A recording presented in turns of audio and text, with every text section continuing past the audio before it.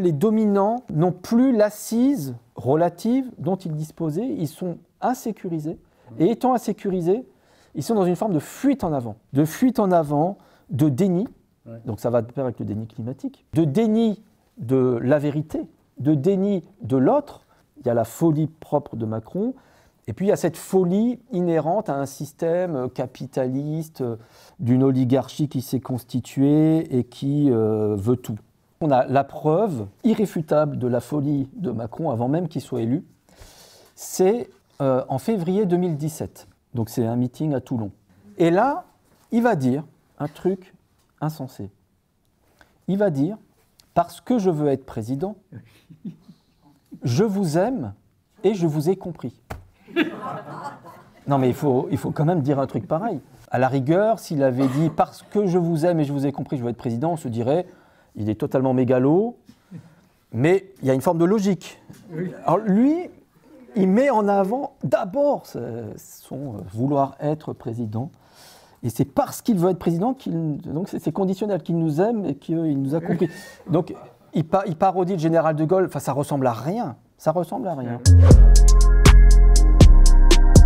Macron, en fait, pourquoi il tient toujours des propos humiliants? En fait, c'est son mode de fonctionnement. Il ne peut pas fonctionner autrement qu'en se faisant valoir au détriment de l'autre et donc en l'écrasant. Ce que Rakami appelle la pensée perverse, en fait, c'est une non-pensée. Derrière, il y a un immense vide. C'est vrai que ce vide est un peu angoissant, en fait. Moi, j'essaie de montrer que le drame de Macron, c'est qu'il n'a aucune créativité, aucune originalité. En fait, il était préparé à être un grand créateur. En fait, un grand écrivain. Je veux dire, la relation fusionnelle avec sa grand-mère, elle est structurée autour d'un culte de la littérature et de l'écrivain, ce qu'il a vocation à être. Et pareil avec Brigitte, leur relation se noue autour de l'écriture d'une pièce de théâtre, et c'est ça qui fait qu'il séduit aussi. C'est qu'il donne ce sentiment d'être un futur, c'est Mozart. C'est Mozart. Au théâtre, c'est Gérard Philippe, enfin on n'hésite pas sur les superlatifs. Hein. Mais le drame de Macron, c'est qu'il n'a aucune originalité, aucune créativité. C'est vraiment pensée très pauvre, très très pauvre. Donc oui, il y a ça, ce grand vide. Au fond, comme il a un mécanisme de défense qui fonctionne très bien et qu'il est toujours content de lui, mais oui, moi je trouve qu'il y a quelque chose de tragique. Mais bon. Donc Macron, il est au boulot à l'Élysée, et c'est un pervers narcissique. Mais quand on est pervers narcissique, on est pervers narcissique dans tous les domaines, professionnels, privés. Quand il rentre chez lui, voir Brigitte le soir, elle a face à elle un pervers narcissique ou il a complètement changé Son rapport à son épouse, c'est un rapport fusionnel, mais c'est quand même un rapport asymétrique. C'est qu'elle est son faire-valoir.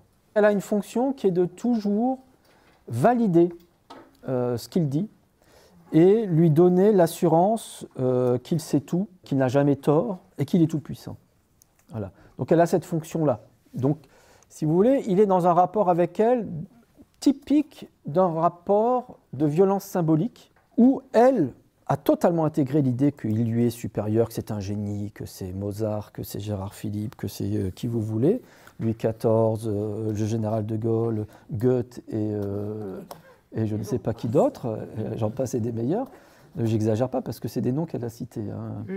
Comme finalement l'espèce d'être humain à laquelle on doit mesurer notre président. Donc voilà, elle a cette fonction-là. Donc c'est très confortable pour lui. Hormis sa femme et la mémoire de sa grand-mère, les autres, en fait, il n'a pas besoin d'eux. Il peut jouer les affects et donc les manipuler, mais il peut le faire d'autant plus ou d'autant mieux que ses valences affectives sont fermées autour de ces deux personnes-là, et qu'en plus, elles ont cette fonction de lui renvoyer un miroir de perfection et de toute puissance, qui fait qu'il n'a même pas mauvaise conscience de faire ça. Ça l'amuse, mais il sait qu'il est toujours excusé. Elle a cette fonction, finalement, de l'autoriser à être pervers. Dans la Macronie, il y a beaucoup de problèmes de management toxique. Et alors ça s'explique assez simplement par le fait que ce sont souvent des gens qui ne sont pas vraiment au niveau. Et dans l'entourage de Macron, si vous voulez, ceux qui restent, c'est les pires. C'est les pires. Enfin, je veux dire, je m'excuse, hein, ça peut paraître arrogant, mais c'est malheureusement une loi sociologique assez déprimante. C'est-à-dire que Macron a permis à des gens d'accéder à des fonctions dont honnêtement personne n'aurait pu imaginer qu'ils y accéderaient. Soit ils ont sauté beaucoup d'étapes, donc ils sont arrivés très très jeunes à des fonctions, hein. Soit c'était vraiment des médiocres qui végétaient dans la presse. Enfin, je pense notamment à son conseiller principal qui s'appelle Bruno Roger Petit, et auquel je voulais consacrer.